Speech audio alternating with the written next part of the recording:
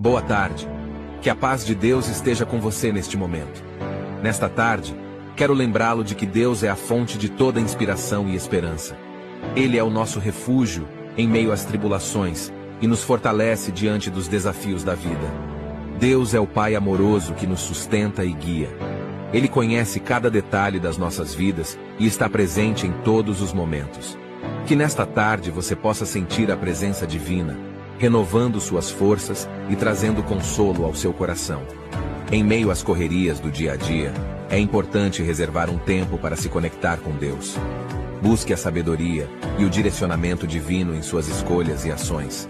Deixe que a luz do Senhor ilumine o seu caminho e inspire seus pensamentos e palavras.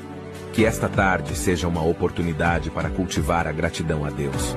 Agradeça por sua fidelidade e bondade, por sua proteção e provisão em sua vida.